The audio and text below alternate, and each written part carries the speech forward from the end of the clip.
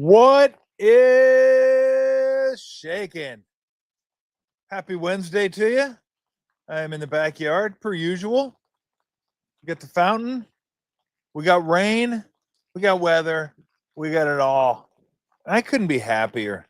Sitting outside, listening to the rain just fall gently onto the canopy. It's such a great sound. That's one sound that I never got growing up, except when I went back to Alabama. They used to have a shed, a tin roof shed, and when it rained, there's nothing like rain hitting a tin roof. It just like puts you to sleep.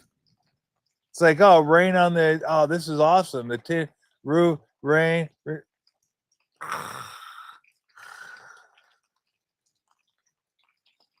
Oh, what happened?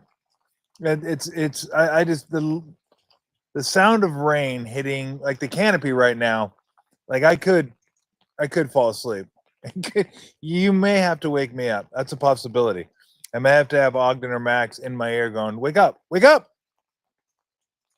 it's very soothing. Just soothing. It's a nice gentle breeze, a little humidity in the air, so it's not cold. Still nice and warm. I can get away with a t-shirt. Thought about putting on a hoodie, and I said, fucking hoodie? Hoodie? Man, no. Soft. Let's go with the t-shirt as long as possible. So we busted out the AC/DC shirt and the Day of the Dead hat, the minor league hat, but I forget who had this. 7 3/4, by the way, in case you're wondering. Yeah, I have a rather large head, so but it is a sweet hat. Love this hat. So a baseball style hat, if you will, and that's where I want to start today. It's kind of funny to me. Like, as you guys know, one of the reasons I started doing this because I like talking sports. I like talking all different sports, and we'll get into some different sports today. And I know kind of how I know what you guys want to hear. Like, everyone wants to hear Niners, and that's what everyone talks about. You look at all the podcasts, like local podcasts, and that's all everyone does is 49er, 49er, 49er. And I get it. They know that's what their audience wants. Whether they want to talk about it or not, they're going to stick with 49er talk. I just, I'm interested in the 49ers too, but there's other things going on. And there'll be plenty of playoff baseball talk in the upcoming months. Plenty of basketball talk. Once the season gets going, I don't talk a ton of basketball early on. It's 82 games. I call games for the Warriors, so obviously I'll be talking to the about the Warriors quite a bit, and we should have a kind of a cool announcement concerning the Warriors and a certain guest that I'll be having on throughout the course of the season that I think you guys will enjoy. But at that point, it's football, but college football and pro football. Like, there's a lot to talk about college football this week. We got Oregon, Penn State, we got Ohio State, Washington, we got Bama at Georgia, to a lesser extent, Arkansas at Notre Dame. So we got some pretty good games this weekend. But the big two, unfortunately, are on at the exact same time. Oregon travels to Happy Valley to take on the Nittany Lions, and Bama heading between the hedges to take on the Georgia Bulldogs. Although I am curious to see how Ohio State does at Washington. That is not an easy place to play. It's loud. Once they get that siren cranked up, it gets even louder. Jed Fish has done a real nice job with that Washington program. Their quarterback, Williams, is kind of a dual threat guy, and he's pretty damn good. They got good receivers at Washington. So I'm interested to see how Ohio State handles that, because I think that's going to be a not as big-time challenge as the other two, but it's going to be a pretty tough challenge to go up to Seattle, the Puget Sound, and see if they get that. So you guys will have to bear with me occasionally, because I'm going to talk about what I find interesting. It's not just going to be spoon feeding everybody what they want to hear all the time. I know you guys want to hear Niners. I know you want to hear like, hey, what's going on with the Niners and Bosa and Trey Hendrickson? Is he a possibility? Is Chubb a possibility? Is who? We'll get to that, okay?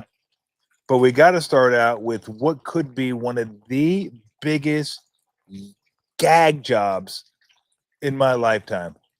I mean, this would be a monstrous gag if the Tigers, one, do not win the Central, which I believe they're up 15 and a half games, 13 and a half games at some point during the season, and two, miss the playoffs altogether. The Tigers, for the most part, were the best team in the American League going back probably a couple months, maybe even a month or so. They might have still had the best record. Toronto got hot there for an extended stretch. There was a stretch during the season where Toronto and Milwaukee did not lose. Both of them won. If you had like a Toronto-Milwaukee two-team parlay every night, you could probably retire right now. They just refused to lose. Toronto may have taken them over. I'm not sure the exact date that Toronto took over the best record in the American League. And that's not even a for sure thing now. I think the Yankees are only one game behind the Blue Jays. So we'll see if the Blue Jays can hang on to these. But let's concentrate on the Central for a minute. Over the last 18 games, 18, when the Detroit Tigers 18 games ago had a 10-game lead. 10-game lead over the Guardians. Like, there's no way you're going to overcome that. There's no way you're going to overcome that. Over the last 18 games, Cleveland 16-2, Tigers 5-13. And they've picked up 11 games over the last 18 games and now sit ahead of the Tigers. You say, well, they're tied. They are, but the Guardians have the tiebreaker. So the Tigers have to finish ahead of the Guardians. They can't tie them. So in essence, one game back right now for the Tigers. And if you look at the wild card, they're like a game ahead in the wild card. I think they're a game ahead of the Astros. And I'm not sure who has the tiebreaker between the Tigers and the Astros. Everybody was figuring out the tiebreaker between the Guardians and everybody. It might not be the Guardians. It may be the Tigers. Now, that would be a choke for the ages if the Tigers gagged this one away. Gagged it away. They think they've lost. Now, I don't know this for a fact because I don't know how many they've lost in a row to the Tigers or the Guardians, but they've lost the last 4. They got swept in Detroit. Swept out of your own building by the Guardians. They pretty much could have salted it away at that point. They didn't. And they go back to Cleveland last night, and Cleveland gets another one. So now Cleveland is tied with the Tigers, but like I said, for all intents and purposes, they're one game up because of the tiebreaker. And it was a total Guardians type victory. Right? You bunt. It's like the old Giants ground attack. It's like, you got to run out of that? How do these guys get runs out of this? Like, they cannot hit. I was looking up the Guardians stats today. They're 20th in home runs. This is league stats, not American League stats. 20th in home runs, 29th in OPS. They strike out 18th. They're 18th in strikeouts, so kind of middle of the pack, and 11th in stolen bases. So they got them athleticism. They're 4th in ERA. So they pitch. And this is losing their closer, Emmanuel Clase, earlier in the year. Remember those gambling charges they had against him? They're investigating. So I don't know. I doubt he's going to be back this year, but that's your big time closer that they lost early in this year. Cade Smith has done a nice job. I think he has 16 saves this year, so he's done a nice job at the back end of the bullpen. But you look at the Indians, you look at the Guardians, and there's just nothing impressive about their sticks. Nothing. They had like 3 guys that I knew. Like I know Stephen Kwan. Everybody knows Jose Ramirez. I guess maybe a couple more. I knew Naylor just because Bo and Josh Naylor were brothers playing for the Guardians. And I knew David Fry. I was like, well, at least I know him. Well, that was until last night. If you didn't see this last night, then this is an odd situation. So it's 1st and 3rd. Guardians are down 1. I think it's in the 5th inning, could be 4th. 1st and 3rd, and you're going to bunt.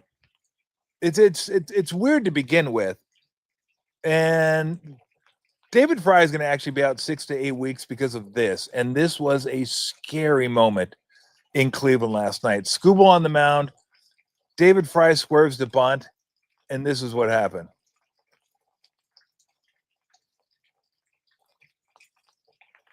I don't know if we could show that again. That was just, right to the face. You get hit in the head usually, right? You're batting. So you can turn away from it, or you get hit in the side of your face, you get hit in the jaw, maybe it grazes your nose. Fry was squared around a bunt and took a square fastball right to the middle of his face. I mean, Skubal's like, I can't believe I just did that. Fry's like, holy shit, that hurt. Jose Ramirez, hands on his, like, everybody knew, I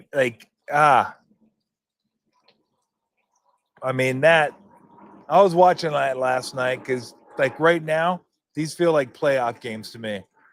But at that moment, everybody's like, whatever. I just hope this dude's alive, because you will not see a squarer shot to the head than that. And again, Skubal throws hard. Broken nose, facial fractures, out 6 to 8. So he'll be out for the playoffs, all of the playoffs. So that's a bat. I know David Fry wasn't having a great year and missed some other games too because of injury, but they just don't have much in the way of hitters. But they managed to get it done. Now, I wasn't able to find, I was looking up some other stats. I'm assuming they're a really good fielding team. I mean, you have to be to make up for the lack of hitting. Like, you better be tight in every other area. 4th in ERA, like, that checks. Good defense checks. Probably good base running team, that would check. Like, Stephen Vogt's done an incredible job with that team. And you give the players a credit because they don't even pitch. Like, the starting pitching isn't great. Bybee's their best pitcher, probably. Maybe Williams. Gavin Williams could be their best pitcher, but Bybee will probably start the playoffs, I would imagine. Saucony's okay. Like, they got some, again. Well, I'll tell you what, we're going to have a segment, and we should have this every single year, because the Indians, I should just call them the Indians. The Guardians are going to be in the playoffs. And the Guardians in the playoffs, like, at the beginning of the year, it takes me a while to get caught up with, like, who's on each team. Dodgers, Padres, I mean, of course, we all know the Giants. I know the Angels, Yankees, maybe Red Sox, like the bigger brand teams, The Guardians, you don't know. Guardians, you don't even know at the end of the year, which got me thinking about the scene in Major League when guys were discussing their, at the time, Cleveland Indians, and this is what they said. Who are these fucking guys? That's exactly how I feel. Who are these fucking guys? Who are these fucking guys? Like, I'm like, the fucking Indians? Who the Guardians, the Indians? Who? What? Who are these guys? Like I said, I know Quan, I know Ramirez, I know Naylor, I still know Fry, but that doesn't do me any good because Fry is no longer in the playoffs. Bybee, I do know. So we're gonna have a little we're gonna have a little segment for you. It's called Know Your Guardians. Go ahead. Let's get to know our Guardians. Bo Naylor, catcher, number 23, 25 years of age, with a robust, what was his batting average? You said 193. I mean, these guys, I'll give you the stats. Just pop up the names. I'm going to get my phone right here. I will pop up the stats for you. Bo Naylor, catcher for the Cleveland Guardians. Let me get all their player stats up here for you. There we go. 118 games, 399 plate appearances, batting a robust 194. Oh, yeah, 194, 662 OPS. So there's your catcher, Bo Naylor. All right, next. Who do we have next for our get to know you're into? Kyle Manzardo. Kyle's got a Manzardo. Kyle's got a. Look at that. Look at that mud. Look at this dude. What is that look? Mustache, hats all askew. Anyway. Kyle Manzardo's first baseman, appeared in 137 games this year. He actually has a 774 OPS and 26 home runs. So he's got a little pop. I would say batting a robust 236, but it's baseball.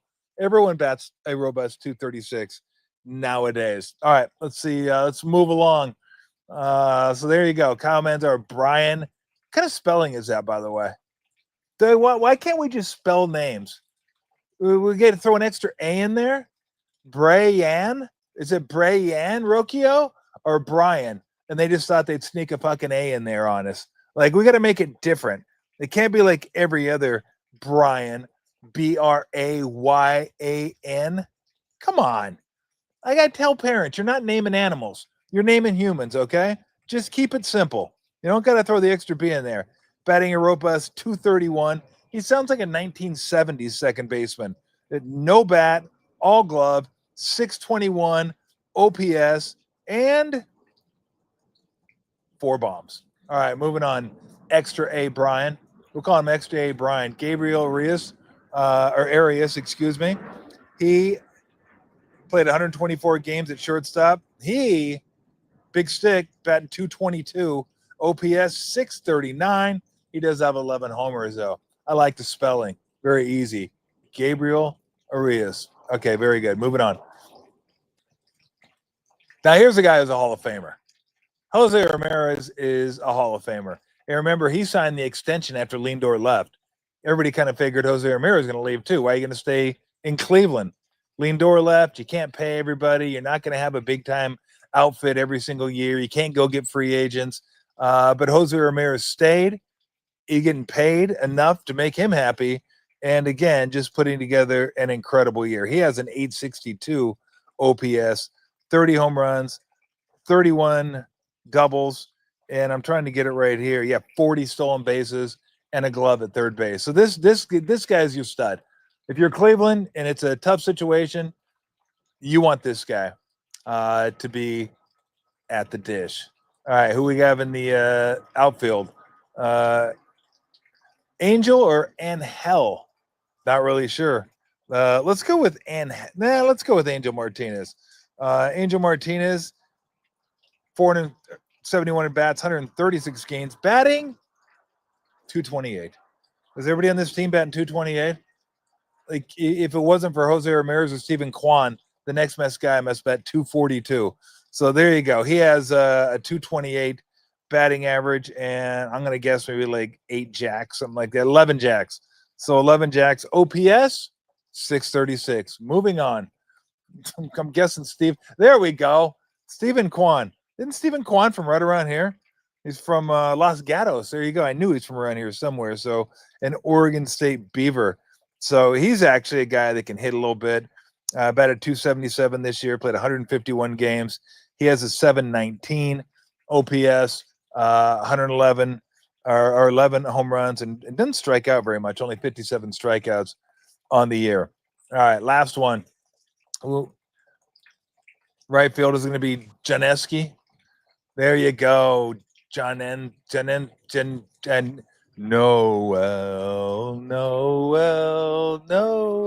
John Kenzie. John Kenzie is what it is. Fuck. A lot of fucking vowels in that name. Anyway, this is a big dude. You'd think for a big dude, like, this guy's got some pop, right? Well, you would be wrong. He has played in 65 games this year and has an OPS of, if I could find it, where'd you go, Noel? There you are. batting 155. I mean, how do you bat 155? OPS of 452, 5 home runs. And like I said, the dude's big. He's like one of those 270, 260 type dudes. Big dude. So there you go. There's your Cleveland Indians. If you're into playoff baseball, they could very well be right now. They're leading the Central, and like I said, Bybee, Williams, Saccone. Go ahead. I love this. I love this clip. These fucking guys.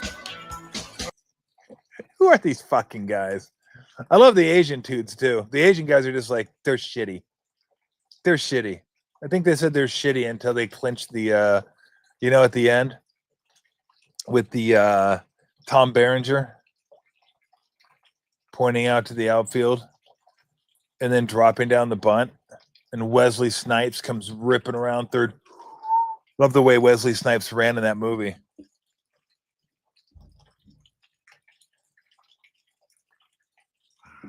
I bet you Wesley Snipes is an awful athlete. Just terrible. You watch him, you're like, dude. And he was in like two good sports movies. Well, I'm not considering the fan of sports movie, but he was in White Man Can't Jump and just looked like he had no idea how to dribble. And his shot was busted. Like, Woody Harrelson looked like he could play. Wesley Snipes looked like he had no clue, like, what was going on a basketball court at all.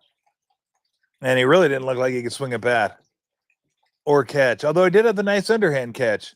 Remember when Lou Brown goes, "Nice catch, Hayes. Don't ever fucking do it again." Love Major League. Charlie Sheen, Tom Berenger, Corbin Burnson punching Charlie Sheen in the gut for fucking his wife at the end of the movie. Charlie Sheen didn't know. Like he said, I didn't know. I guess that didn't Corbin Burnson did it to himself. You can't be behind the camera on a road trip taking some floozy up to the room. Like take the stairs. You did that to yourself. So don't blame Charlie Sheen for that. And I got to be honest, Corbin Burns' wife wasn't even that hot anyway. I mean, I'm thinking Charlie Sheen being the wild thing in that movie. Could have done better, couldn't he? Maybe not. I don't know. Seemed kind of odd casting to me. The ending was hokey, right? With the bunt and Wesley Snipes ripping around third. Although I do like Lou Brown in the dugout. That's a pretty fucking good idea. No, it wasn't. It's a fucking awful idea. Fucking terrible idea. But, it's Hollywood. But the best part about the movie? Bob Uecker. I mean, come on. You got to love Bob Uecker in that movie. That's all he got is one hit. One goddamn hit. You can't say that. Nobody's listening anyway. Love Bob Uecker in that movie. He did, and most of it was ad-libbed. Ball 4, ball 6, ball 8. Walk the bases. How do they stay off pitches that's so close? Missing by 2 feet outside. Now, Bob Uecker was, again, Major League, one of my favorite baseball movies. Pedro Serrano. Help me now, Joe Boo. I say, fuck you. I do it myself. And he goes up there and jacks a 2-run bomb to left field against the Yankees. That was pretty sweet. It was also David Palmer in 24. And I wish I could remember his name right now. What was his name? He's from around here too. I think he grew up around this area. Yeah. What was his name? I'm not going to look it up. Somebody can look it up and tell me. But I did enjoy him as President David Palmer too. 24 was a great show. So anyway, there you go. We got. I wanted. There you So go. the Tribe drops its third straight on this trip, 6-1 to the Rangers. For the Indians, 1 run on, 1 hit. That's all we got. 1 goddamn hit. You can't say goddamn on the air. Don't worry, nobody's listening anyway. That's all we got is one goddamn hit. You can't say that on the air. Nobody's listening anyway. And Bob Euchre's lines are gold, absolute gold in that movie. I love, I love. You got to find me another good Euchre line from that movie. That's just, it's just if that one's on, cable or whatever. Not that I even have cable, but if I'm flipping around and I see it on, I'll watch it. You know, I like Rene Russo too. Rene Russo is pretty hot. And so, yeah, I do. I'm a big fan of Major League. And so, what league did you play in last year? California Penal. Who knew that was like really Charlie Sheen? Like, who knew? Like Charlie Sheen would go on to like kind of be that character, kind of outlaw, out of control, a little bit wild. Oh, I did see the Charlie Sheen special on Netflix. Pretty good. Long. It's a little bit of a grind. It's over 3 hours. You want to get through parts 1 and parts 2, but it was yeah, it was kind of interesting. So me and my buddy watched that while he was here. So I did enjoy that. Enjoyed that quite immensely. And so there you go. It looks like I got to get to the Mets too. Now the Mets, I have no ill will against the Tigers. In fact, I'd like to see the Tigers make the playoffs, just as long as the Astros aren't in the playoffs. And it has nothing to do with the cheating. It's just I'm tired of seeing the Astros on my screen in October. I just want to see somebody else. I always see the Astros. Like I'm pumped the Mariners went down there and swept their ass. And the Mariners being in the playoffs, that's cool. Mariners are a team that you can kind of get behind. You love the Cal Raleigh story. Rodriguez is a stud. The offense 1 through 7 is pretty damn good after they brought in Naylor and Suarez at the trade deadline. So it's, you know, they're kind of a fun team, young team. I know Brian Wu got hurt. I don't know to what extent, but I'm hoping, you know, he can pitch. I don't even know. He might not even be on the shelf. He might be cool, but being that he's from Alameda, he's just a fun dude to yeah, Todd says. I forgot about that one. You saying Jesus Christ can't hit a curveball? Easy, Serrano. Let's not start a religious war here. Up your butt, Joe Boo. And then what happens? He goes out there and takes a bat to the head. You can't do that. You can't fuck around with Joe Boo. Drink his rum? You gonna drink Joe Boo's rum? You don't do that to Joe Boo. Let's go. Hey, Jake, man. Serrano wanted a whole chicken. We can have a chicken in here, man. If the guys will be puking in the locker room, get him a bucket of KFC. It was good to go. Now, I don't, like I said, I have no ill will to the Tigers. Tigers are falling flat on their faces. They're running into a side of a mountain. Just fireball. Now, the Mets, on the other hand, who are 21 games over 500 right now and find themselves in a fight for their lives, had a come from behind victory against the Cubs last night. The Mets, I would actively enjoy watching them fall on their faces. I would actively enjoy watching Steve Cohen spend $300+ million on a payroll and not make the playoffs. I mean, the Phillies are absolutely just running away with that. I don't think they're going to catch the Brewers for the top spot, but the Mets right now, 5 games over. If you can do basic math, from 21 over to 5 over, that means there's 16 under in that time frame. So the Diamondbacks being in this thing blows my mind. It blows my mind that the Diamondbacks are in the wild card. They're 1 game back of the Mets. How is that possible that the Diamondbacks are in this? Now, the Reds have been in it for a little while and love Terry Francona. I'm pumped for him. Bear down, Wildcat. I would like to see the Reds in. Reds would be a fun team. I mean, Ellie De La Cruz is worth the price of admission anyway. So to be able to watch him out there come playoff time, I would like to see the Mets get in. I don't really have anything other against the Diamondbacks. I mean, they're just kind of blah. Nothing special about them. I mean, the Mets, I guess it'd be Mets Dodgers. That'd be okay. I'll take Dodgers Reds though. That'll take me back to the 70s. Big Red Machine going against Tom Lasorda and the Dodgers. I certainly wouldn't mind that. But yeah, the Mets falling on their faces is just, it's humorous. Absolutely humorous that the Mets have gone from 21 games over to 5 games over. So let's all root for the Mets just to shit themselves over the next 5 games. So there's your playoff outlook right now. And I believe Dave Fleming hopefully will join us next week and do a little playoff preview, a little baseball. We'll do a little Giants accounting as the season's over for the Giants. And then we'll talk about, so you got the Mets and the Dodgers. I mean, the playoffs are going to be awesome.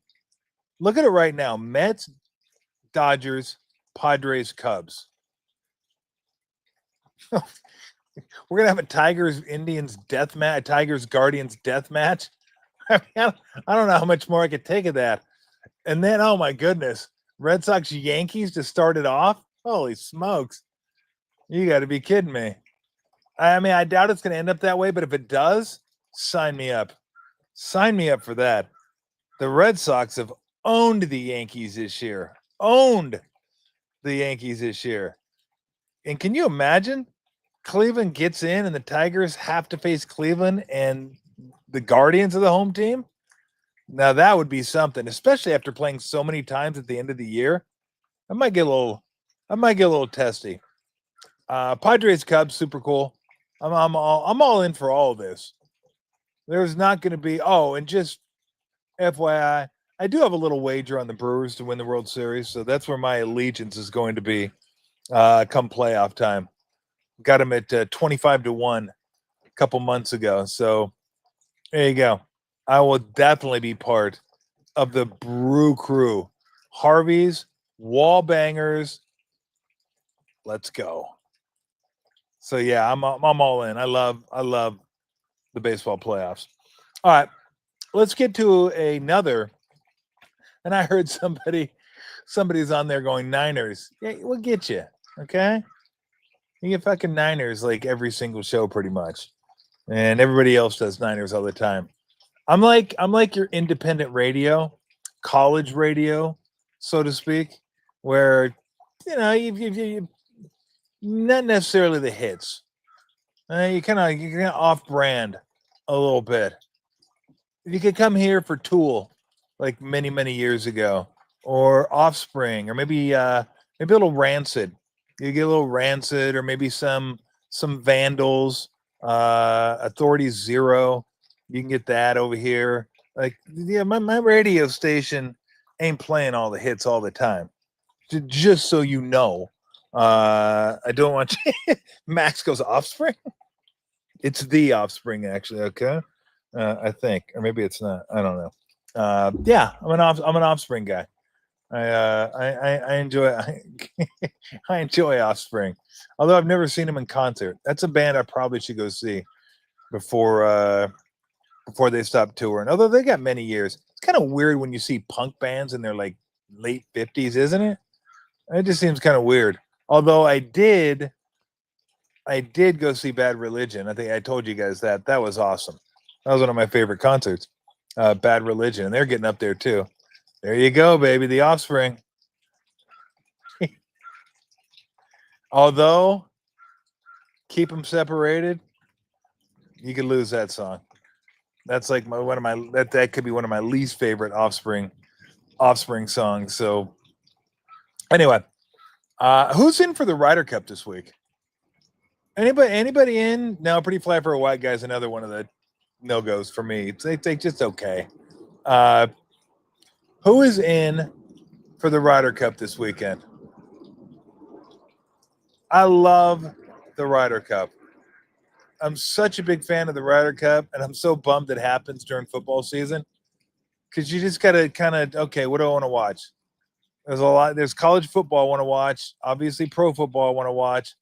Also, Ryder Cup I want to watch. I guess it's double TV I got to bring out both TVs. Usually the TVs will be main game NFL. Last week it was Eagles Rams, and then red zone, and then Niners Cardinals red zone. This week it'll be main game and then Ryder Cup, because I love the Ryder Cup. All right, go ahead and pop up the teams for those people that don't know the teams. Keegan Bradley and Luke Donald are going to be your captains for the Ryder Cup, and you got Sam Burns, you got Patrick Cantlay, DeChambeau. Harris English, isn't he playing for the wrong team? Why is that dude on our team? Harris English, wrong dude, wrong team, pal. You gotta get over there. But he's been playing pretty good golf too. Xander Schauffele, Colin Morikawa, Russell Henley, Ben Griffin, JJ Spawn. You know the dude from Westworld. How'd the dude from Westworld make the team? I don't know, but that guy can golf. I don't even know who he was. Maybe he had to take time off his shooting schedule, get out there and play a little golf. And then Shoffley, JT, and Cameron Young. Cameron Young came on late. He came on. I didn't recognize Cameron Young. I was like looking at him, trying to figure out who the fuck that was. I was like, oh, because Cameron Young always has a beard. You know why I love Cameron Young? Because on his collar right here, he's always representing me. I mean, it's a sponsor, Major League Baseball. Isn't that the weirdest thing, that Major League Baseball is sponsoring Cameron Young? And they got like a Major League Baseball logo on his collar. Very, very, very odd. So anyway, yeah, I don't need to see the vice captains. And this team is stacked. I don't know how we're favored, by the way. I really don't. Oberg is incredible. Matthew Fitzpatrick, Jesus, better known as Tommy Fleetwood, who just got his first win. I think the best chance for the Americans is to make the next golfer mad. Terrell Hatton. That dude's got a fuse. If that dude gets a bad bounce or a bad break, I mean, that's whoever's his teammate, you got to kind of be part therapist with him, I think, because he's a really good golfer. But man, he smolders out there when things aren't going his way. Hogard, Victor with a K, Hovland, Shane Lowry. If there's one guy out there that I'd like to play 18 with, that's the dude, Shane Lowry. That guy seems like an amazing guy to play around a golf with. Robert McIntyre, the lefty from Ireland, who has played some really good golf lately. And then, of course, Rory McIlroy, John Rahm, Justin Rose, and Sepp Straka. I mean, that team is loaded. Absolutely loaded. Rose seems like a cool guy to have a beer with, too, by the way. In fact, most of those guys seem like good guys to have beers with. Is it me? I can't be the only one that thinks that. That, like, if you're going to have beers, you'd rather pick a European player than an American player. Like, they just seem like, yeah, let's go to the pub, hang out, have some brews, we're good. Not necessarily the American dudes. Although there might be some guys on the team. But, like, maybe not Hovland. I'm not sure. But, like, Lowry, McIntyre, Rory, Rose, Rahm. They just seem like, yeah, let's go brew. Let's go catch a brewski. Good. Let's go to the pub. Let's go to the pub, watch some football. Oh, he's from Scotland. Okay, so I appreciate it. Thank you for correcting me. He is not from Ireland. McIntyre is from Scotland. Scotland. So, but he is lefty. Tell me I'm right on that. Maybe I'm thinking of a different golfer. Pretty sure that's I'm pretty sure. I mean, I watch a decent amount of golf. May not pay attention to it as closely as I should, obviously, because I said he was from Ireland. He's from Scotland, which doesn't sound like that big a deal. Trust me, that's a big deal. But I'm pretty sure he's a, he's a lefty. So he's a stick. Well, they're all sticks. They're all really good. Here's why I love the Ryder Cup. It puts these guys in a position they're never in, playing team golf. There's only one other time you play team golf on the tour, and that's down in New Orleans at that tournament where Shoffley and Patrick Cantlay always play together. I forget what they call it, the Zurich or something like that. But golf's an individual sport. You worry about yourself. You don't care about anybody else. You screw up, You take the blame. You deal with it. You win a tournament, it's you and your caddy. It's your little team, but it's on you. Now you miss a shot, it affects the team. Now you come up with a miraculous shot, it affects the team. So they don't get to feel that.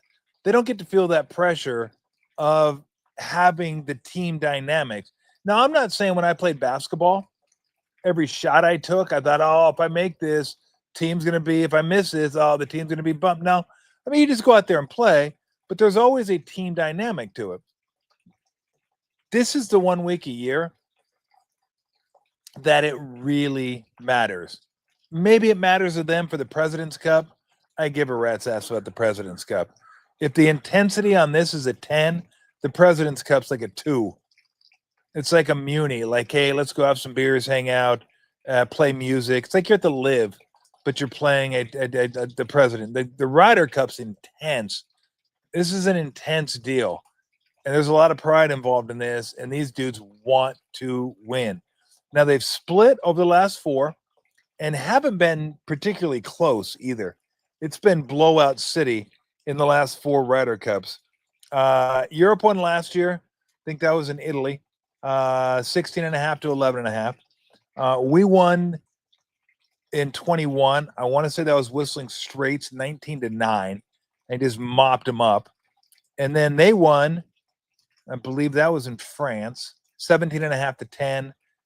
And then we won at Hazeltine 17 to 11. So it hasn't been close where you come down to Sunday singles matches, and it's like the last 4 or 5 matches, someone's going to win the Ryder Cup.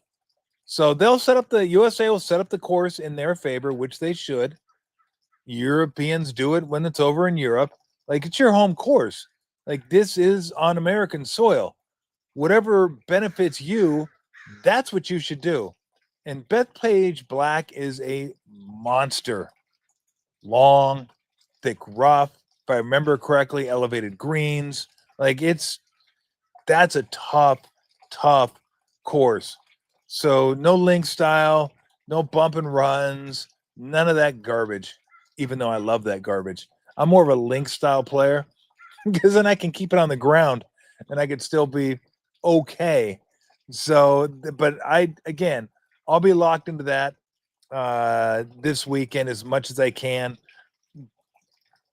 I love the pressure these guys face. I love the fact that the gallery gets into it.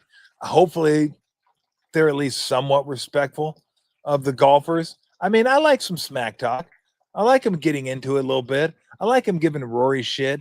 Just don't go over the line. All right? And keep the cursing to a minimum. Don't get personal. But you can boo, you can cheer. If somebody misses a putt, you can cheer. That's all fair game.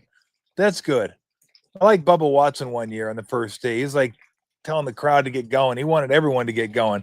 Again, it's a different environment at the Ryder Cup. So, and the fans in New York are going to be, fans in New York. So it wouldn't surprise me if something happened. It wouldn't surprise me if some of the European players maybe get a little butthurt because of what the New Yorkers might say. But, hey, you know what? It's the Ryder Cup. This is a big deal. And after losing, the American fans are going to be amped up and ready to go. That being said, if I were betting on this, I would definitely bet on the Europeans. I just think they got a better team, deeper team. Although I think the home court, being able to set up the course the way you want to set it up, and being that it's, an American style course as opposed to a links course, is going to benefit the American team. I'll be curious to see how Griffin does, how Henley does, how some guys do young that haven't faced that pressure before. Because again, it's a different type of pressure when your point or have or whatever it may be affects the whole team. Or alternate shot, your shot affects your partner's shot. I mean, you could have the best player in the world. You could be playing with Scheffler. And if you keep leaving him in shit positions, well, then Scheffler can't go out there and be Scheffler. So the team dynamic and how you set up a team and how guys complement one another, that's important as well. I mean, that's what Keegan Bradley and Luke Donald got to do.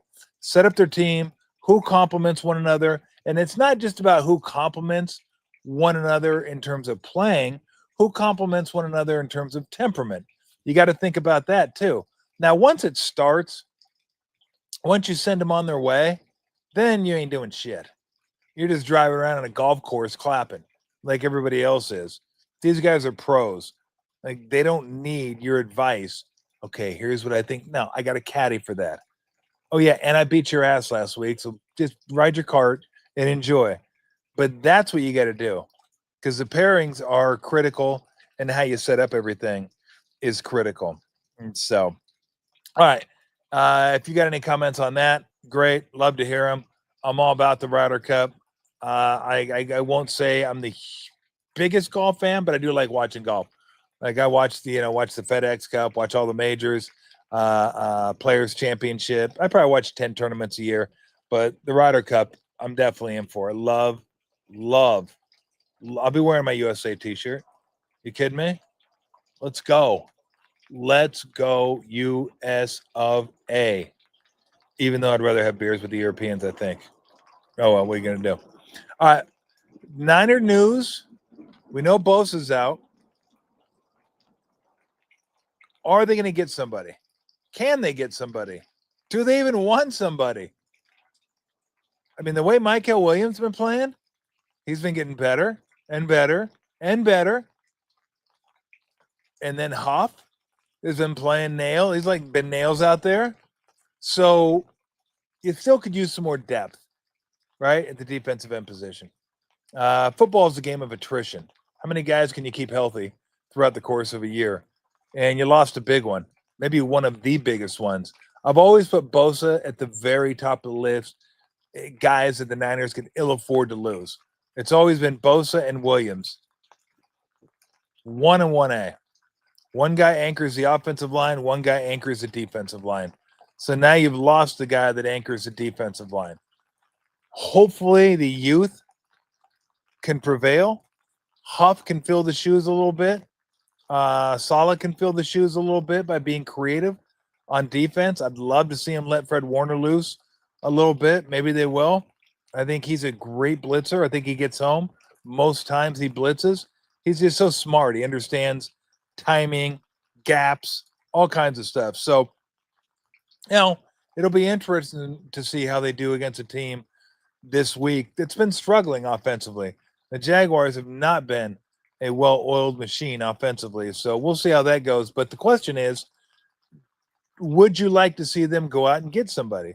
I mean, Trey Hendrickson is the obvious choice, right? He didn't sign until late. He didn't get the deal he wanted with the Bengals. Didn't get any long-term money. He got a salary increase this year, but I'm sure he would like to go somewhere else. But the Niners aren't going to offer. I can't imagine the Niners offering him anything into the future. This would be a one-year deal. And they're trying to cut. They did cut salary this year.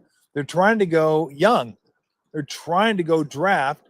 They already have enough high-priced guys. I mean, you already have Williams you're paying a boatload of money to. Ayuk, Purdy, he just backed the truck up to. McCaffrey, Kittle, who may not be making the type of money I was talking about with those other players, but positionally, right at the top. Bosa, Warner, Lenore. You get a lot of dudes making a lot of money. So you're not going to sign Hendrickson to a long-term deal, I don't think. You got Bosa. You got Williams. The reason you drafted Williams is you're trying to find an edge that you don't have to pay a ton of money to be opposite of Bosa. And you don't want to have two. Well, you'd love to have two defensive ends that are great. You don't want to have two defensive ends that are making $30 million each. You have to fill out a roster. You need a roster to win football. That is clear because of all the injuries you get. You need depth. So is there somebody else out there that is cheaper, that is a depth piece, that can still come in and play? I don't know. Eddie says Phillips. Oh, is that the guy from Miami? I don't know if that's the guy from Miami or not. I think it might be. The problem is nobody wants to get rid of their cheap players, right? If someone isn't making, it says, yeah, okay, so it might be him. I don't know how good he's been playing, how well he's been playing down there. I don't. I know he was highly sought after coming into the NFL out of Miami. I just don't. I'd be lying to you if I said, oh, this guy's been great. This guy's been that. I have no idea what like if I'm the Dolphins and I keep losing, I'm trying to get rid of all my high price guys, not my young guys. Young guys I want to keep. High price guys I want to get rid of. So I don't know. I don't see a high price guy coming in. And I specifically don't see a high price guy coming in that they'll keep the salary into next year. You could use him for, like, Hendrickson's the guy. Okay, yeah, that it is. Okay, Jalen Phillips, yeah, was injured last year, only played in 6 games. That is the guy from Miami. So, but Hendrickson would be perfect fit if he didn't have to give up too much. Plug him in for this year. You got some depth. You got a guy, I think, that's led the league in sacks 2 years in a row. Or at least one, I know. I think 2 off the top of my head. And then, you go out and get a deal next year. That would be ideal. But I don't think you want somebody that's like 2 year. You get it own for 2 years. You own $40 million. I don't think they want that. Again, so far so good with this draft class. You never know. Don't judge it after 3 games. Don't say, oh, the draft class is going to make, because you don't know. 6 games in, you may have a different take. 12 games in, you may think completely different than you did after 3 games. So, yeah, I don't want another Chase Young either. And so, Phillips in the last year was rookie contract. Okay, it's an unrestricted free agent next year. Like that would be a guy then. That would be a guy. But again, I don't know how he's been playing. I don't know. Go check your PFF account. See how they created him out. I don't follow the Dolphins all that much.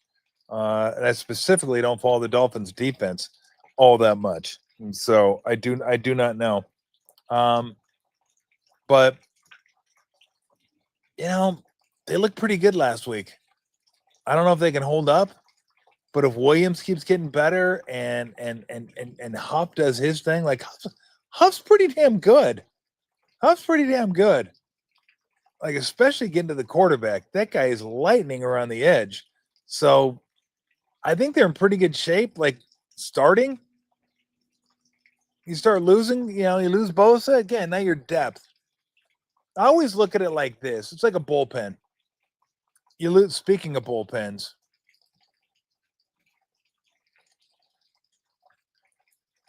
remember when the Giants had Walker and Duvall, and you thought, "Oh, we're set." Anyway, put that off to the side for a minute. I always look at it like a bullpen. So Bosa is your closer. He's your closer.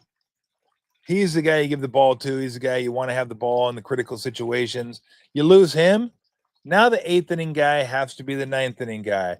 Everybody has to move back. And now the responsibilities get a little bit bigger. Some guys can handle those responsibilities. Some guys can't. And then if another guy gets hurt, then by the end of the year, you're asking a guy who was a 7th inning pitcher, a little lower stress, a little more margin for error. Maybe they're in the 9th inning by then. And they're not built for it. They can't handle it. So, it's great that they have 2 guys right now that it looks like are capable of fortifying the defensive line. But behind them, now what happens? And then the guy, so it is. It's all about that depth. And it's not all about the base, all about the depth. And they need the depth.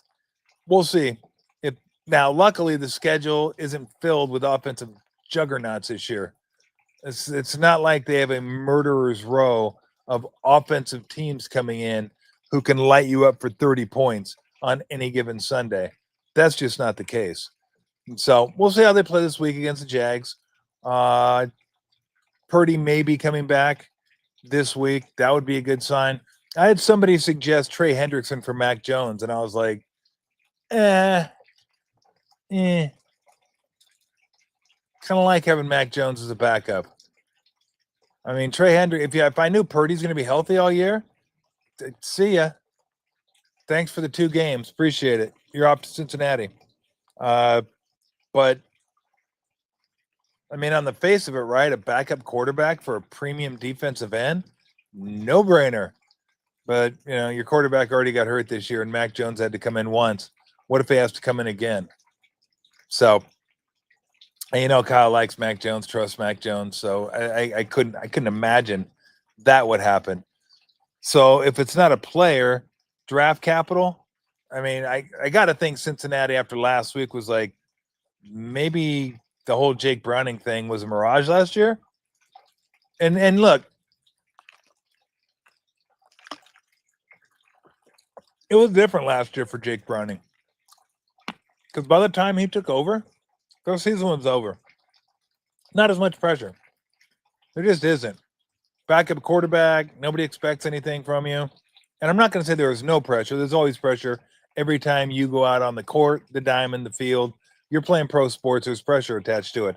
But there's less pressure attached to it when you go in and you feel like the season's kind of over. And he helped them get back into it, to be honest. He actually won some games last year. But now it's the beginning of the year. And they're off to a pretty good start. And you're thinking, okay, we've still got a chance. Let's go. Now there's tape on you. There are expectations. And there is that pressure to win because it's so early in the season. And they're not out of anything. Did not go well. Did not go well at all in Minnesota. And so I could see where they would want a quarterback. They could be looking for a quarterback. Maybe draft picks would do it. Maybe not. I don't know. I can't imagine they'd be looking to sell right now anyway. The season's so young. Everyone is still going to feel like they have a chance. Like they have a chance at this thing. So, even the Giants who look terrible, they're like, hey, the season's not over. It would be if Russell Wilson keeps playing. So let's go ahead and get Jackson Dart in there and see what he's got. Because nobody wants to watch Russell Wilson play football anymore. Nobody. Did that dude hit a wall faster than just about any quarterback who had a legit resume? Like, he went from like, hey, he's really good in Seattle to like, he's not good in Denver. And now he's like just god awful in New York.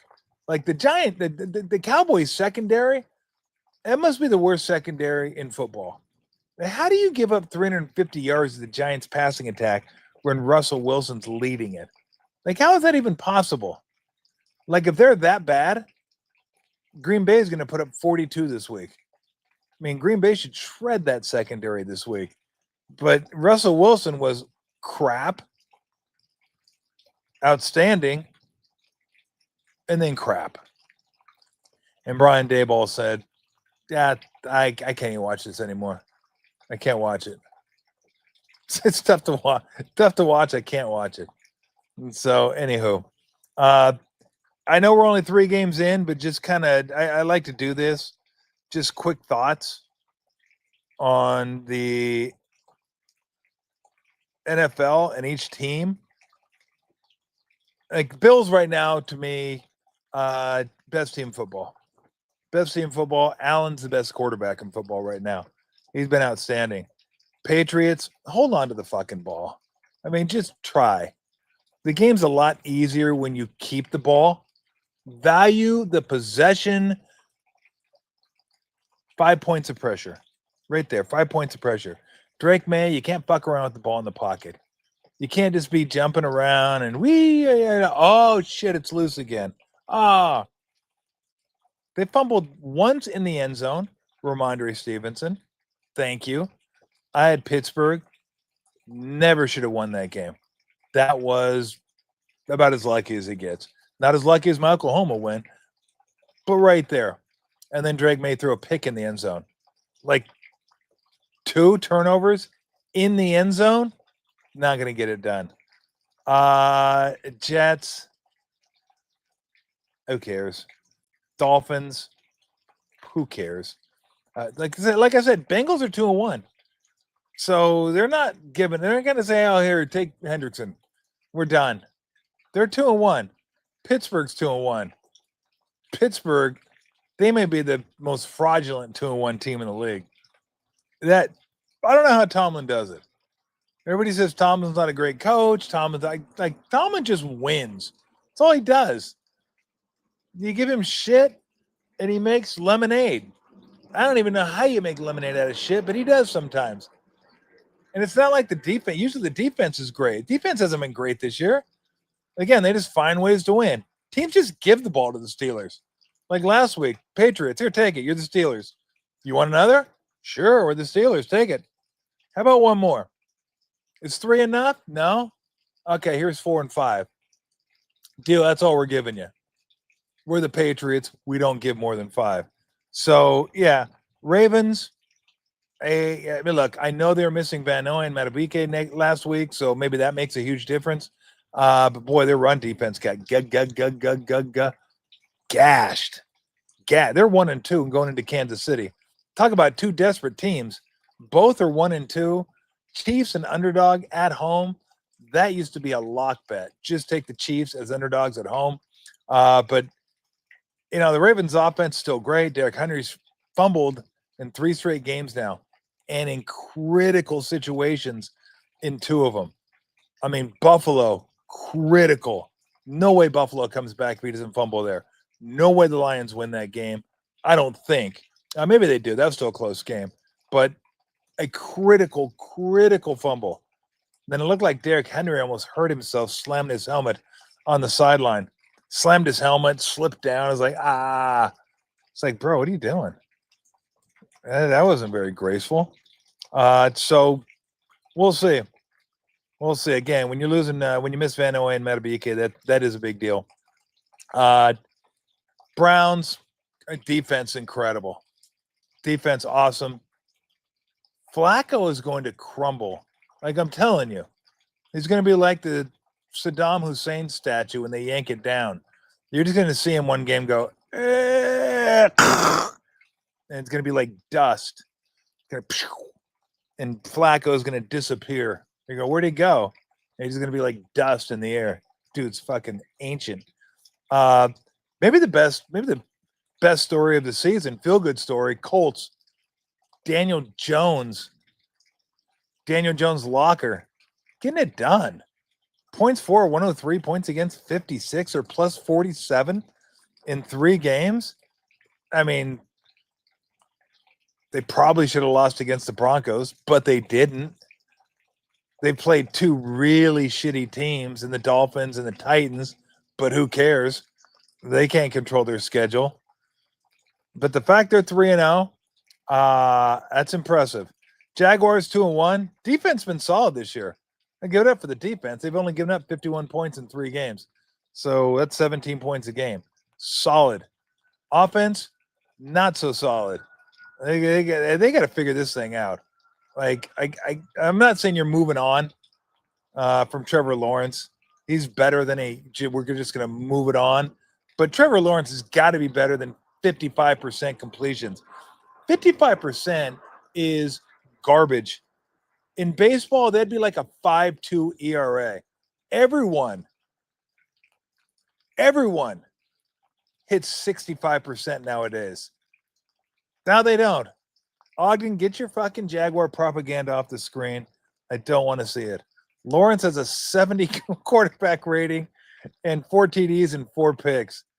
I mean, he's butt so far this year. He's got to be better. If they're going to continue, he's got to be better. Ogden trying to tell me they look great. The offense is great. And they played the Bengals. So anyway, Jaguars 2-1. Texans 0-3. What happened? I'm not doing the rushing stats. Get out of here. This guy's like works for the City of Commerce in Jacksonville. Houston Tech. See what happened to CJ Stroud? Why does this guy stink now? What happened to him? I'll tell you what happened to him. You wait more than a year before you declare a guy's great. or he's really good, or he's a future star, or he's a future Pro Bowler. Don't know. Don't know what happened to him. They don't really have a running game either. Chubb ain't it. It just so their defense, okay, Titans, moving on. Titans, Chargers, another candidate for best team in football. Herbert's gonna have to prove it in the playoffs. I don't care what Herbert does this year. I don't care how many yards Herbert throws for. I don't care how many touchdowns he throws for. I don't care what their record is. Let me see you get it done in the playoffs. That's where Herbert makes his next step in the playoffs. So they lose Najee Harris to an Achilles injury. Amari and Hampton's going to take over at running back, rookie running back. And it doesn't appear, right? It doesn't appear that they have like the greatest wide receivers. McConkey, I love. Allen's ancient, but he can still get it done. But I tell you what, Quentin Johnston, he's been a revelation this year. Like, he was a guy that was like, you're close to using the B word on that dude. And he's giving him a legit 3 guys now. You got McConkey, the guy that catches everything. I call him the Great Kazoo because he has the big helmet. It's like helmet's like way too big for him. And then you have Allen, who is the kind of sage veteran, route runner, hands, just knows how to get things done. By the way, isn't that still the strangest thing that he went to Cal? I think he's from like North Carolina, and Alabama recruited him. He was a 5-star, and he went to Cal? Cal? NIL before NIL? Who knows? I just thought it was a weird deal. Look, I think Harbaugh's a fantastic coach. The defense, everybody knows about Derwin James. Guy's a flat-out stud, but they just get it done defensively. Raiders 1-2. Dude, is Ashton Genty going to get it going at all? Can they block for him? Like, open up a little hole for just a little hole. Just give the man a little hole, okay? I think I'd rather have the Boise offensive line right now than the Raiders offensive line. Like, this guy gets hit behind the line of scrimmage more than any running back I've seen so far. Like, I don't know what his yards after contact are, but he's got to gain 1.3 yards after contact just to get back to the line of scrimmage. Give the man a chance. Help him help you. Please. We want to see Ashton Genty be Ashton Genty, and we can't because you guys can't block for him. Denver Broncos. Look, the Broncos are going to be fine. They play defense.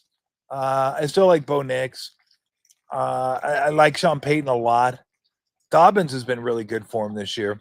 They get to the quarterback. They can cover. They got the best corner in the game in Surtain. And look, if it wasn't for an incredible throw by Justin Herbert, one of the best throws I've ever seen. If you haven't seen it, do yourself a favor. Go to YouTube. And I don't even know if we have it here. We might be able to have it. Where he rolls left and just torques his body. And I can't even remember who he hit in the end zone. I can't even remember who it was. It was just a stunning throw. Like, you'll see great throws, and every once in a while you'll see something extra on the field. And you're like, holy shit, look at that throw. That was one of those throws. Oh, it was just an incredible throw. Chiefs, let's wait till they get Worthy back, wait till they get Rice back, see if it's not too late. Pacheco hasn't been great, and the defense kind of hanging in there for him, just hanging in there. But Pacheco and Hunt, like, they might have to just start airing it out. Kelsey's obviously slowed. He's not the same guy anymore. And right now it's Hollywood Brown, and Thornton looks like he might be a player. Thornton's made some really nice catches over the last couple weeks, but let's wait and see when they get Rice back and get Worthy back. They'll probably start clicking in a little bit. Eagles. Hey, what do you say about the Eagles? They run the ball. Then when they needed to throw the ball, they throw the ball. They need to make a play. They make a play. Hey, they're Super Bowl champs for a reason.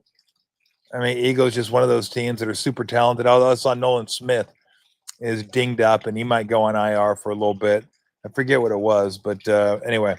Commanders, let's see when they get Daniels back. McLaurin looks like he may be hurt. I don't know. I just wasn't high on the Commanders this year. Cowboys defense, trouble. Offense, good. I think Prescott went from overrated to underrated. Now everybody's thinking, oh God, oh, wait a minute, he's actually pretty good. Although CeeDee Lamb's now going to miss a few weeks with a high ankle sprain. So deal with that. Here comes the Pickens party. Let's go. Giants, please. Packers lose the Browns. That was a blip. They're still a really, really good team. Although I'm not so sure about Love. I don't know if he's the guy. Vikings, O'Connell. I love O'Connell. Flores does a great job with that defense. Jones is hurt. Mason's in. Addison should be coming back soon, I would think.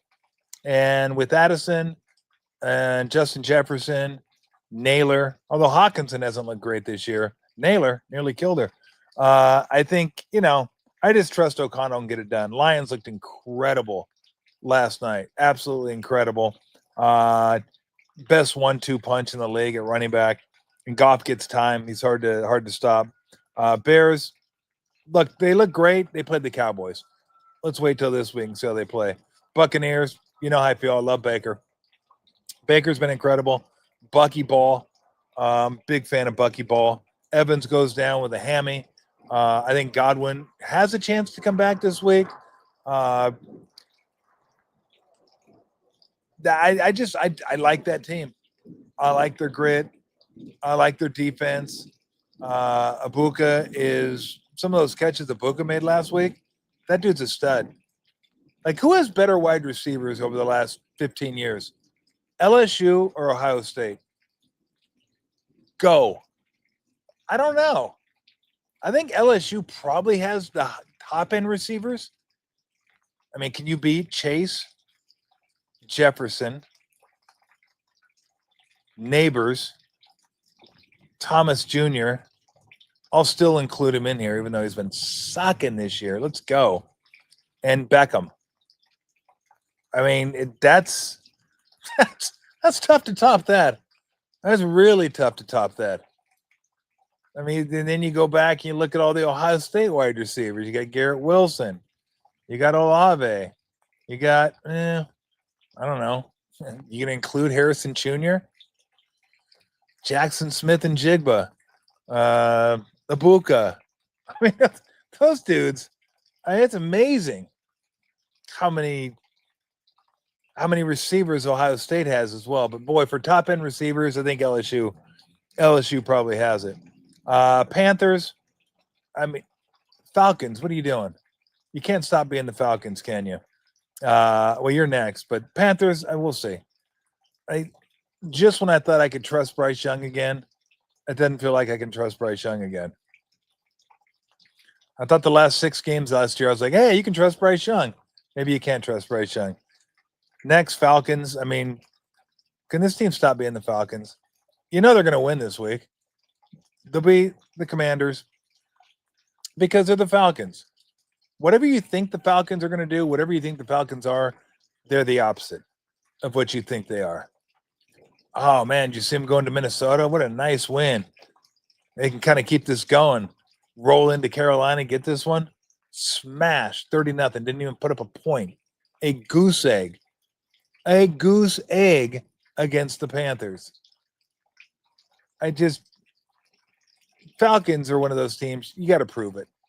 I can't take it on the thumb like this. Oh, they're going to be good? Okay. No, show me. Saints, whatever.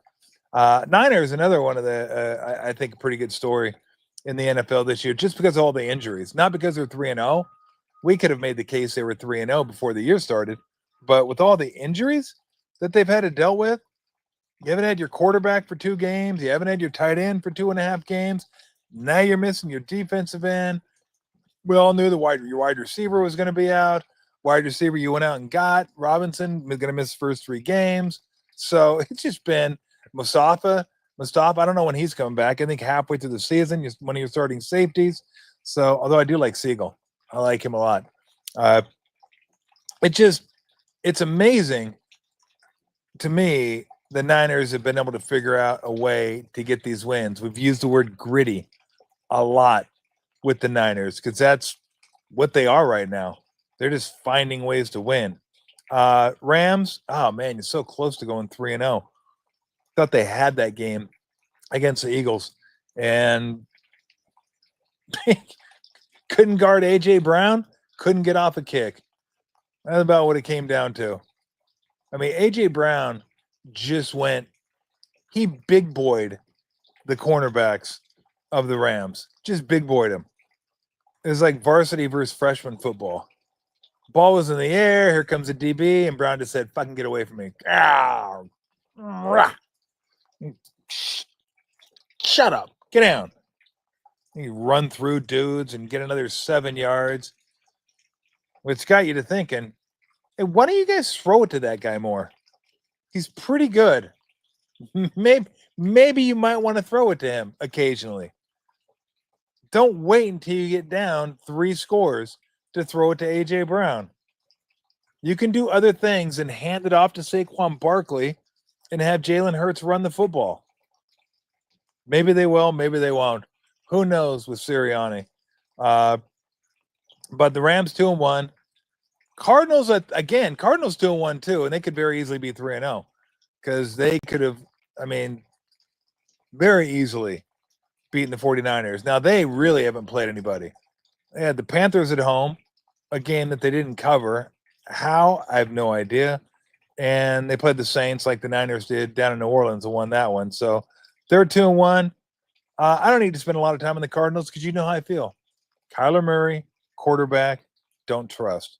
That's a no-fly zone for me. Always will be. Like the Falcons, prove it. Got to prove it. I just don't trust it. We're still going to get everybody the information when Call of Duty comes out so we can all bet against the Cardinals that week and see what happens. And Seahawks are 2-1. So this may be what did I say yesterday? NFC West, AFC West, NFC North in the running for best divisions in football. So Seahawks are a good team. Saints can't wait to get out of the NFC West, although it's not going to help them. There's no reprieve in the NFL for the Saints this year, but they are 0-3 against the NFC West and just got bludgeoned last week. But Darnold's been really, really good. Jackson Smith and Jigba is a stud, and that defense has been solid. So, yeah, there you go. But as far as the biggest, you can't really have. I'll wait till next week to do biggest disappointments, biggest surprises, because I don't even know if there would be a biggest disappointment right now. I mean, Ravens being 1-2, but again, you're 1-2. You lost to the Lions and the Bills. I guess the biggest surprise would be the Colts. Would be the biggest surprise. And so, all right, let's take some comments. We'll get on out of here. Still raining? A little bit. Not bad. No, I'm not getting the sound, though, which kind of sucks. Although I do have the fountain. So I got water going one way or the other. Do I have any good Jim Rome stories? All right, that was the first time I called Jim's show. I was playing for the Clippers, and I called Jim's show. And Jim and I weren't friends at the time. He didn't know who I was. Well, he knew who I was, but he didn't know me. So I called up and told the producer, this is Tom Tolbert, want to talk to Jim, want to talk a little college football, talk a little bit about what was going on in the NBA. And they go, okay. So they come back, and I guess so people don't dupe them, they want to screen you. They'll ask me questions that only Tom Tolbert would know.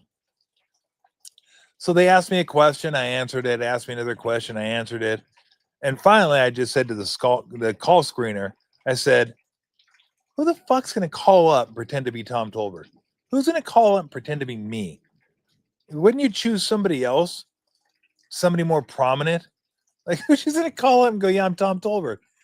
And so he laughed, and then Jim laughed and put me on the air. So, yes, that story is absolutely true. That was the first time I called. And then I called him. I was on his show all the time when I played for the Clippers. So much so that the Clippers asked if I would stop calling his show because I wasn't always kind to the Clippers, which was interesting since I played for the Clippers. but I didn't care. I wasn't playing. I told him one time, I said, what are you going to do? Play me negative minutes? I was like the Joker. You got nothing to threaten me with. They didn't. They had nothing to threaten me with. Deep dive Donald Sterling question to verify. Yeah, exactly. Trust me. I didn't want to be around Donald Sterling. I didn't have a lot of Donald Sterling knowledge. Yeah, I would dive in the closet to stay away from talking to Donald Sterling. So, what is going on with this collar? It looks like that's just a bad look. Almost like a V-neck. That's just so. Ugh. I got to work on this collar. Maybe this shirt's toast. No, not one of my favorite Offspring songs. I probably have 15 Offspring songs on my phone. It is turning into the old AC/DC shirt. This one doesn't have as many holes, but it's working on it. Let's see. I'm going to tell you right now if I have artist. Loving the show. No, do I think Kaminga is going to sign before camp starts? You know what? I just read today. I think Kawakami had it. Like there's a thing that if he doesn't sign the qualifying offer by October 2nd, that they'll still retain his restricted free agent rights and they can sign him to whatever they want to. So unless they have a deal put in place, he'll sign by that time. He doesn't want to be a restricted free agent again. He wants to be an unrestricted free agent. So, but I don't know. I have no idea if he's going to sign or not. And I did see the name. Thank you. Let's just wait till Kaminga does something before we talk about Kaminga. I feel like it's Encanto. We don't talk about Bruno. We don't talk about Kaminga. We don't talk about Kaminga. Offspring. Who the fuck is the Offspring? Oh, it's the Offspring. I always forget that. I look under O and you got the T, you got the. Can't you just be Offspring? I got 14 Offspring songs and not one Pretty Fly for a White Guy and no Come Out and Play. Sorry. Jennifer Lost the War, No Hero, Kick Him When He's Down, Self-Esteem.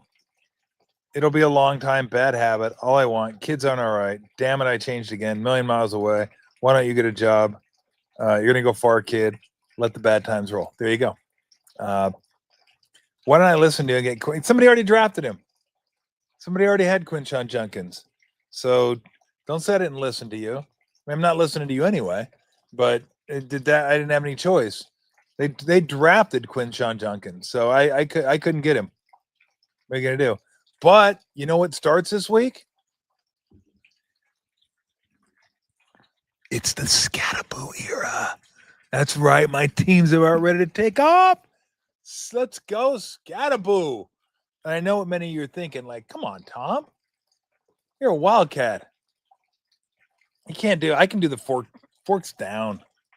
Screw issue. But I'll make an exception because I'll be the one benefiting. But, dude, I need the dude to be a cult hero in New York. He's like on his way. 5'7", 240. Neck like Lou Ferrigno. Like, it just feed him. Feed Scataboo. I need the Scataboo era to start. I need it to propel me. My running backs are awful. Awful. I got Travion Henderson, who got 11 touches last week for the Patriots. Hopefully he'll be good.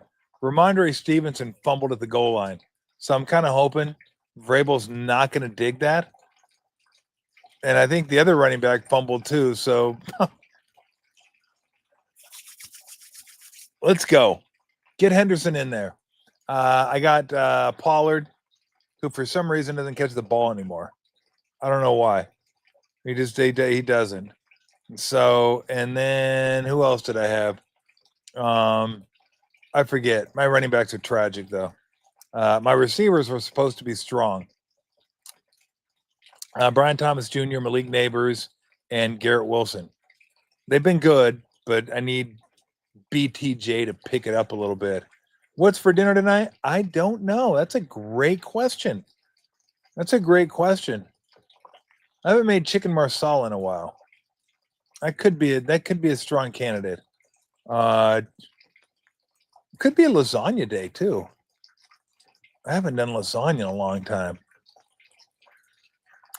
That sounds pretty good. Or I could go shepherd's pie.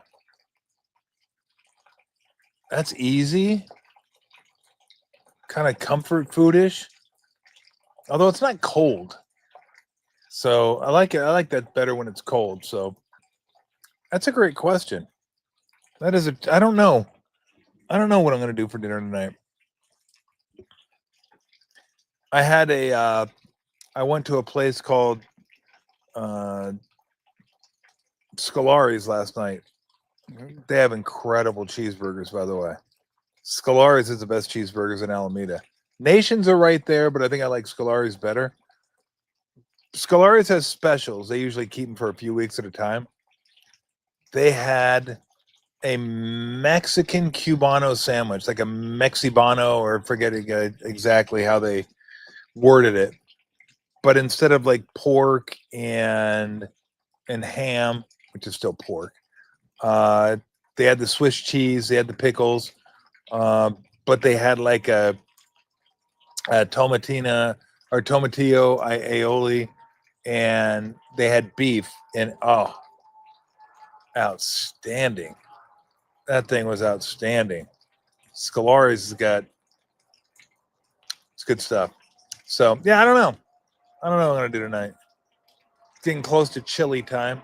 Another month or so, I'll make some chili. That's a good question. I don't know. Damn it! Now you got me thinking. So, who's more annoying, Lane Kiffin or Brian Kelly? I think Brian Kelly's more annoying. Lane Kiffin's kind of funny sometimes. I think doesn't his special start tonight? I think he has some sort of special on Netflix. I think it's on Netflix. Like it's a Lane Kiffin documentary or special or whatever. And I thought about that. Like, why does Lane Kiffin always get so much pub? He hasn't really done anything. Nah, I'm not going chili dogs. Sorry. If I'm going to go chili dogs, I'll go Wiener Schnitzel. I don't know why their chili dogs are good. They just are. It's like the Polish sandwich. I don't know why they're good. They just are. There are just certain things that you don't know why they're good. Jack in the Box tacos, monster tacos, those things are outstanding. It's not even a taco. I don't even know what kind of meat's in there. I've said it for years. Could be rat for all I know. I don't know. Could be kangaroo meat. It's good though. I have monster tacos. The only misgivings I have about monster tacos is they're only October. So we're about a week or two away from monster taco season. Everybody thinks this is pumpkin latte season. It's not. It's monster taco season.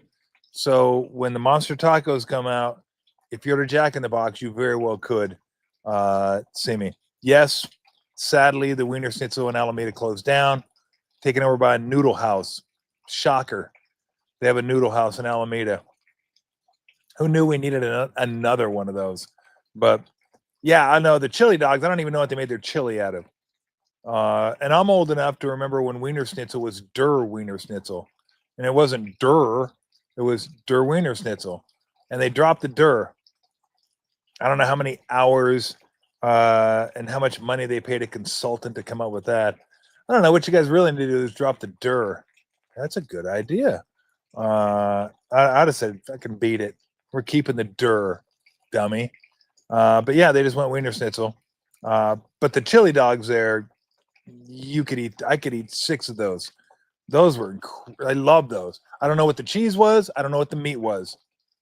I think I know what the hot dog was, but starting a mini card collection of yours. Do you collect any? I don't collect any stuff. I have stuff, but I don't collect stuff. I think I have a Tim Duncan jersey somewhere. I don't know why. I have 2 jerseys, and they're the most random jerseys. I have a Tim Duncan autographed jersey and an Agent Zero Gilbert Arenas autographed jersey. Like, and I think he has one of mine. I think we exchanged jerseys one time. Like, I got him a jersey and signed it. I mean, obviously, we both went to Arizona. That's why we did it. But it's a Wizards jersey. I was rummaging through some stuff and found it. I go, what is this? Why do I have a Wizards jersey? And then it was Arenas, Zero. Gil signed it. So I have a autographed pair of Shaq shoes. Steve Young autographed helmet. I think I have a Nolan Ryan autographed baseball. What else do I have in there? I don't know. Oh, you know what I have?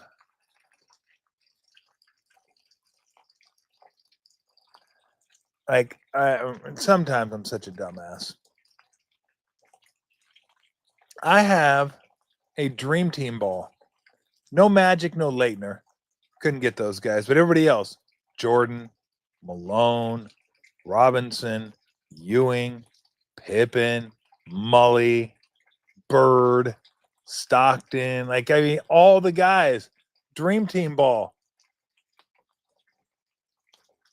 Yeah, I got a Bill Martin coat.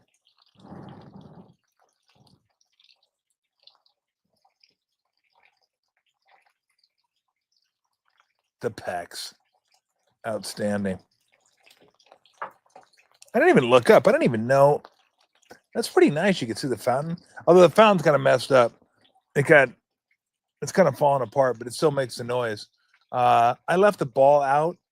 Not outside, but I might as well have. All the autographs have faded. How many people do you think have a Dream Team ball that now it's like you might as well just fucking throw it away? I think my parents have a ball, Michael Jordan autographed basketball, in a case. And the only reason they have it is because I just left it there. But I think that autograph is still pretty legible on that ball. So I have a Jordan ball. I have a ball that all my buddies signed. No, I don't have a Ratto sweater signed. I don't have a Ratto sweater. It was all my buddies in the NBA that I had signed it. I had Steve Kerr sign it, Jud Bushler sign it, Mully signed it, Rod Higgins signed it. Although Mully was like, I was like, he might be too good for this ball. Like, Craig Elo signed it. Sean Elliott signed it. Like 15, 20 guys. Just all guys that I love to talk to when I was out on the court and BS with, and you know, not stars though. I was like, I don't taint the ball. I don't want to have non-stars tainting a non-star ball. And so, but I didn't really collect a lot of stuff. Looking back on it, I probably should have. I could have a pretty impressive collection of jerseys and balls. Because back then, you could ask Jordan to sign something for you. It's like no big deal. Bird, sign it for you. Like, everybody would do that in the NBA. You know, it's like a fraternity. Like, send something over to the locker room, ball boy, take it over, and just sign it for you and bring it back. No big deal. So that was pretty cool. But I just didn't ask for a lot of stuff because I really didn't care. And so, all right, a couple comments. We'll get out of here. Although I am going to stay on the air. Okay, good. We went from 666 watching to 670. I will not get off the air when it's 666. Just not going to do. I don't believe in that stuff, but why risk it? Why get off when it says 666 on it? I'm not pulling the Damian Illman too. Alabama, Georgia, Penn State, Oregon. What's the bigger game? Woo. Man. I'm going to go just by a smidge. They're both massive games, right? Alabama can get right back in this after getting beat by Florida State to start the season. That was a bad look, right? But what if Florida State's really good this year? Like, I think Florida State pays Miami at some point this year. What if they beat Miami? What if they beating Clemson, obviously not a big deal anymore. It doesn't seem to be a huge deal anyway. But what if Florida State's really good? That's not going to look that bad for Bama if that's their only loss. Or let's say they lose to Florida State and one other team. But if they can beat Georgia in Georgia, I mean, boom, right back in the conversation, right back in it. If they lose it, now they have no more margin for error. That's it. They've got Florida State. They're not lose another one. You toast. So Penn State, Oregon. I think these are one of 3 teams, maybe 4. I mean, let's see what Indiana does. Indiana I can't. I don't even know what the word is. What they did to Illinois. Dump trucked them, outhoused them. Like, I don't know. They killed Illinois. So Indiana may be better than they were last year. Mendoza's been fantastic at quarterback. Signetti can coach. He can flat out coach. So, but these are 2 of the top teams in the Big Ten, right? Penn State and Oregon. So that's why I'm going to go Penn State. Oregon is a bigger game because both of them are undefeated. And I think win or lose, although, you know what, now that I'm talking myself into it, win or lose, Oregon, Penn State, both are going to still be in contention to make the playoffs. I guess for what team is this the biggest game? Probably Alabama. This game's probably bigger for Alabama than it is for Georgia, Penn State, Oregon, because those 3 teams still have some margin for error, where Alabama's not going to have any margin for error if they lose this one. So maybe for Alabama, it'll be a smidge bigger than the rest, or significantly bigger than the rest. But I don't know. I just feel like Penn State, Oregon feels bigger. It just feels a little bit bigger. And isn't that kind of a switch? You would never say a Big Ten game was bigger than an SEC game. The biggest SEC game of the weekend has been the biggest game of the weekend for a decade. It was the SEC. It was the best conference. They had the best teams. When they had the best matchup, it was the best matchup in the nation. Not the case anymore. Not the case at all. The Big Ten is at minimum, the SEC's equal, if not better, than the SEC now. They may be better, but they're definitely equal with them. I mean, you look at the top tier of the Big Ten, and absolutely it is even with the SEC. But both those games are going to be awesome. The only thing that sucks, both 4:30 games. That kind of sucks. Not digging that they're on at the same time. So, do I think Ogden could hit a Randy Johnson fastball? Which Ogden are you talking about? Of course he couldn't. None of us could.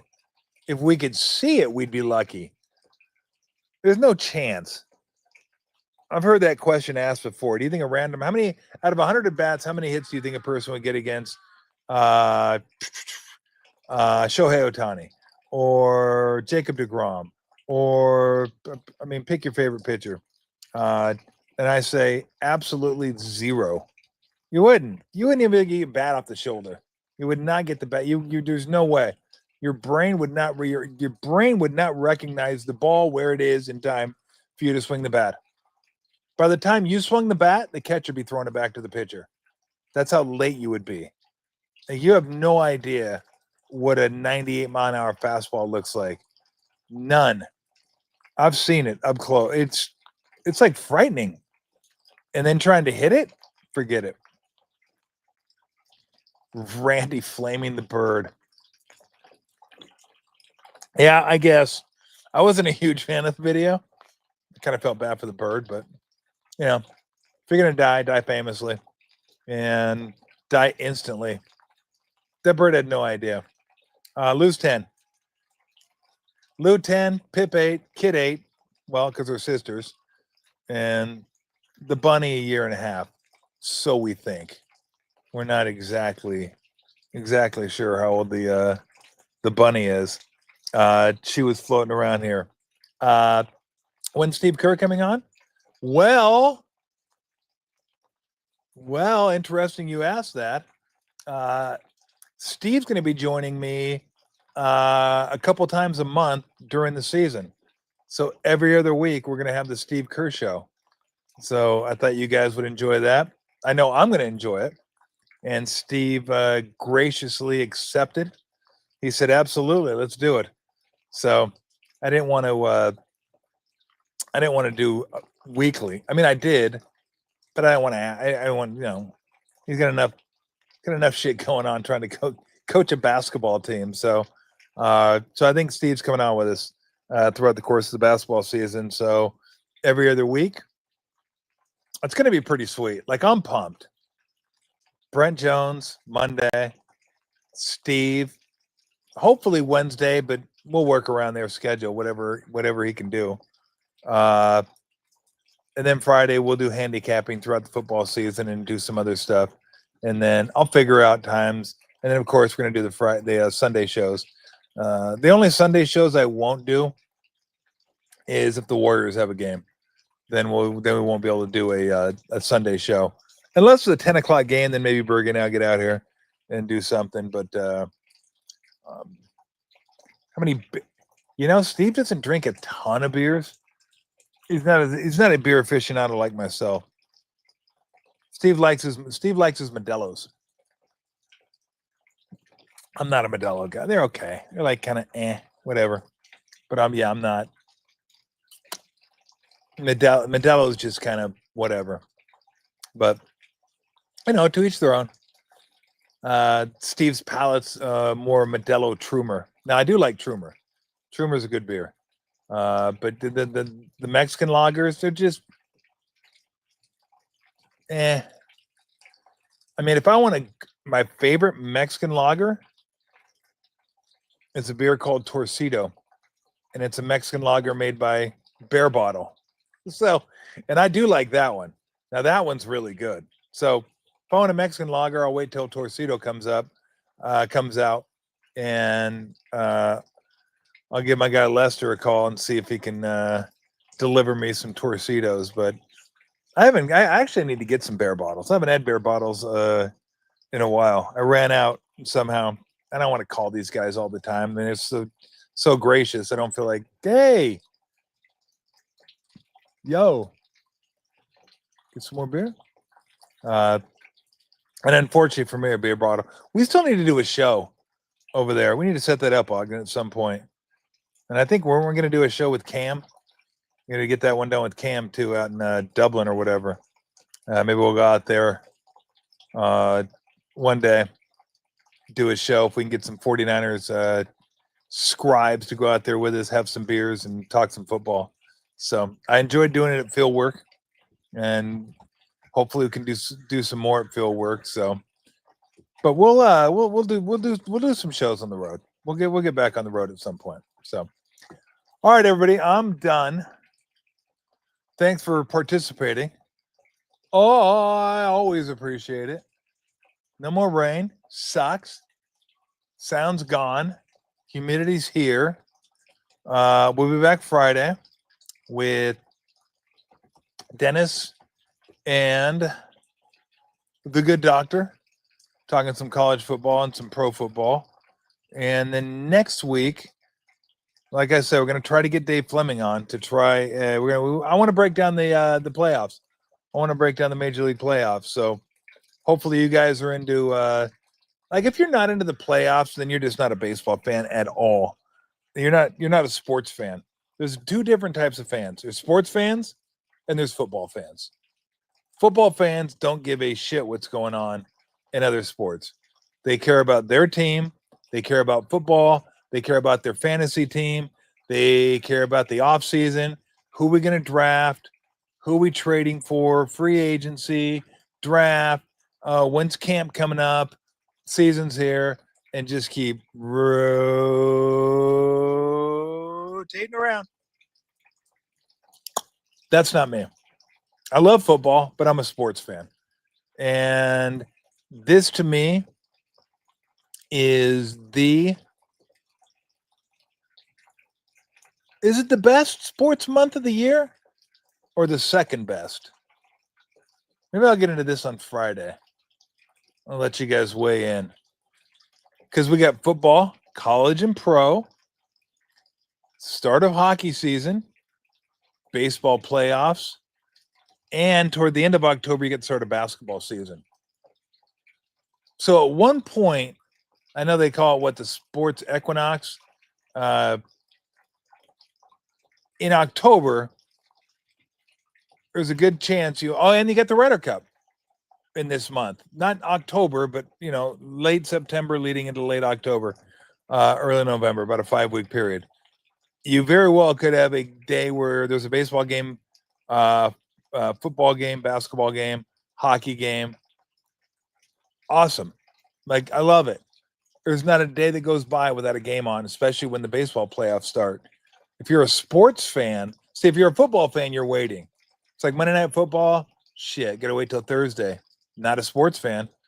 Sports fan says Monday Night Football, maybe even watch playoffs. If it's a good matchup, I'm going to watch playoffs before I watch Monday Night Football. A regular season game versus playoff game, not close. Tuesday, playoffs. Wednesday, playoffs. Thursday, playoffs and football. Friday, playoffs. And then Saturday, Sunday, playoffs and football. So, or you may opt for May, June. You may opt for the Masters, U.S. Open, Stanley Cup playoffs, NBA playoffs, Kentucky Derby, start of baseball season. Now that's hopping too. Because for 2 months, you have something going on every single night. It's either hockey playoffs, basketball playoffs, or both. And then you get the finals, Stanley Cup finals, NBA finals. Usually it's every other night. Boom, boom, boom, boom, boom, boom, boom, boom, boom. So I don't know which is better. I keep going back and forth a little bit. If you're a football fan, you're going to say this month is the best of all time. If you're a guy that likes playoffs like I do, the intensity of the playoffs, you may go May, June because you get Stanley Cup playoffs and NBA playoffs. So either or.